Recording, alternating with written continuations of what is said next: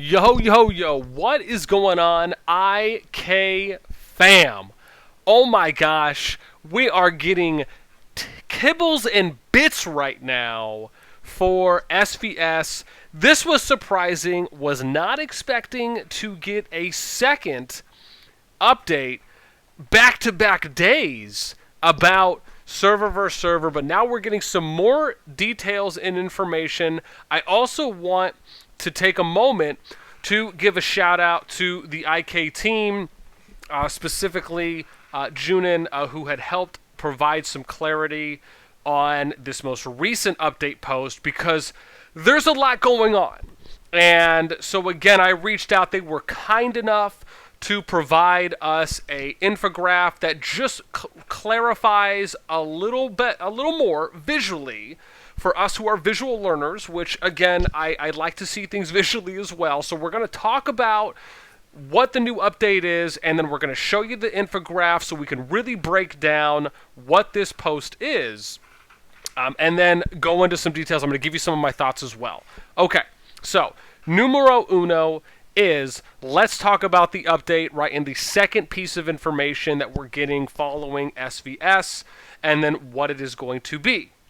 So this talks about the process in which players advance during server versus server. Right now, keep in mind, we do not know what the map looks like. We don't know what the modes are going to be. Right? Is it going to be split up into things like kill event or PvP attacking? Will it be split up into troop training? Maybe it's going to be attacking barbarians. Maybe it's going to attack forts. Maybe it's going to be clearing objectives. Any and all of that, we still don't know. We don't even know what the rewards are going to be, right? So a lot of these things are unknown, right? The only thing we know is, first off, how servers are qualified to get into SVS.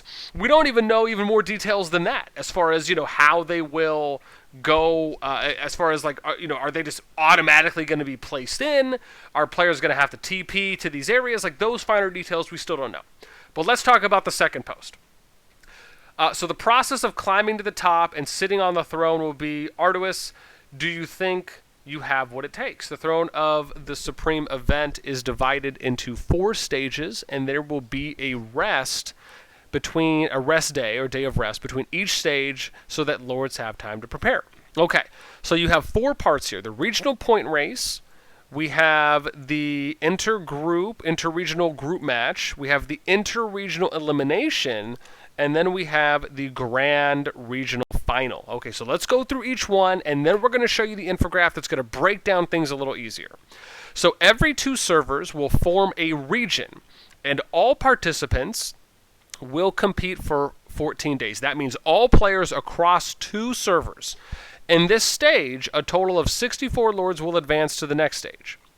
That means a total of 64 lords combined from those 2 servers. That's how I'm reading it. And this is also how it was explained, and we'll show you in the infograph as well. There wasn't anything where it said 32 players or at the top 32, right? It says a total of 64 lords.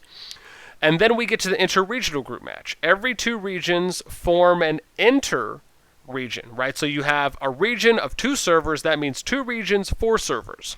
Form an inter-region, and 128 lords will compete in groups for 7 days. In groups of 8, the top 4 of each group will advance to the next stage.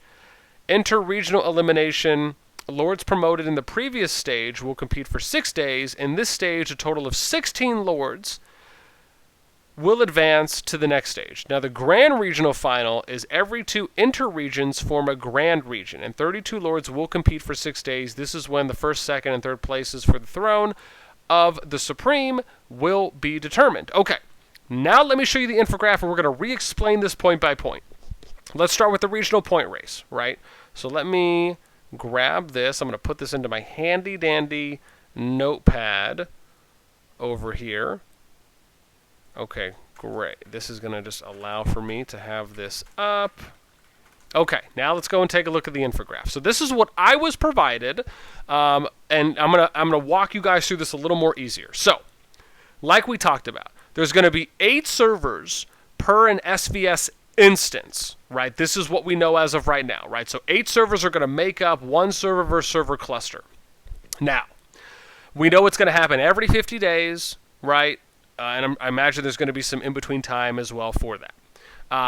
Okay, now, servers, right, we got the 8 servers for the instance, 2 servers. Every 2 servers make up 1 region. That means that if the top 64 lords in that stage 1, or the regional point race stage, will advance to the next. That means you could have 60 lords from one server and 4 lords from another. It could be 32 and 32, any combination of, right? That's what we know right now, until further details or clarification or anything else has been provided. But that's where we're at. Then we get to the interregional group match, where you have 1 region of 2 servers. This is 8 servers total. And then you have the interregional A, interregional B. That means that each region each interregion is comprised of 2 regions or 4 servers. Now you have 8 lords that are going to be put into 16 groups. That makes 128, right? Because again, 64 times 4, we're at 256 here, right? Now, you have 128 players from 4 servers or 2 regions that get placed into interregional group A and interregional group B. Then, the 128 players are split into 16 groups of 8. The top 4 in each group, right? That means the top 4 players out of 8 in each of the 16 groups that comes out to 64 players will advance to the interregional elimination stage. Now you have interregional A winning players, which is 64, and then B, which is 64. Now the top 16 lords from each of these interregional groups will advance, right? So again, that's the top 16 lords, again, from any of those 4 servers. I mean, it could even be where you have 3 servers that have the 64 players in advance and the other server that doesn't, right?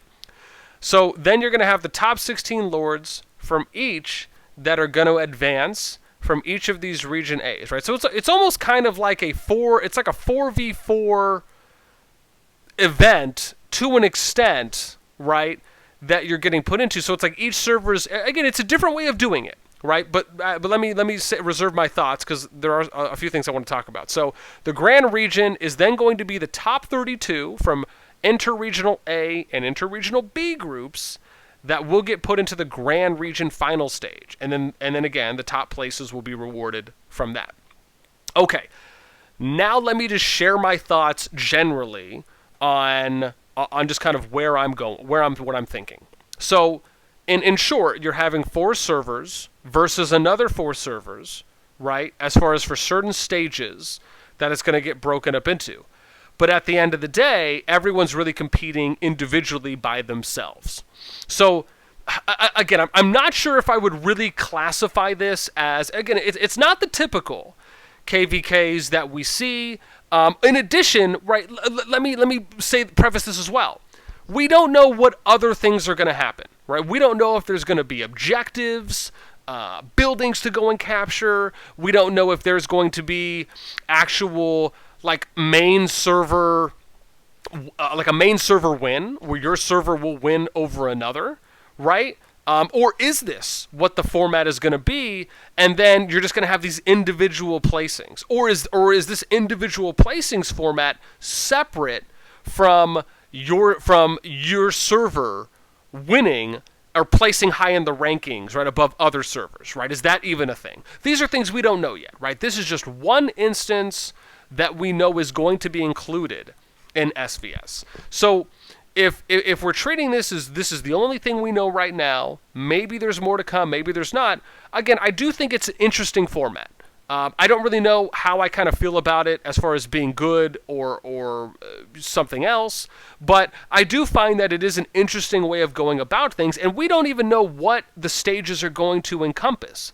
But what I will say is the format is different than something I've participated in before, and I'm at least excited to see what the events are going to be like, if there's going to be any other information that's going to come out about SVS as far as how the servers are going to interact with each other. Will there even be server rankings? Will there be a server winner? Outside of these, will these be the determining factor for which servers win or not, right? Like, there's a lot of unknowns right now. But I love the teaser information. I love that we're getting more just details about what SVS is going to look like. We're starting to get some shape up. I'm sure the next hype is going to be when we see the map, is when we start getting reward information and more. So again, I'm happy that they're giving us these teaser bits and pieces here, and I appreciate even more so, right, the IK team clarifying and giving us a nice visual aid that is going to just help more players have a better understanding. Because I know I was a little confused when I was reading through the Facebook post. I'm sure they'll post something like this, or maybe a more official graphic at a later time, and maybe even make a video if they even do that.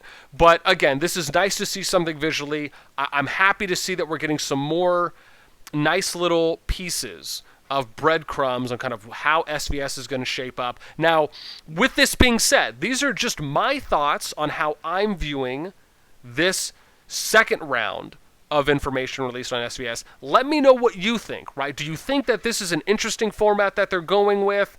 Right? Do you like it? Do you not? What are your thoughts on it? Let me know in those comments down below. That is it for us today, fam. We will be back later, continuing some awesome, great series finally that I'm going to have a little bit more time. Until next time, we will catch y'all later.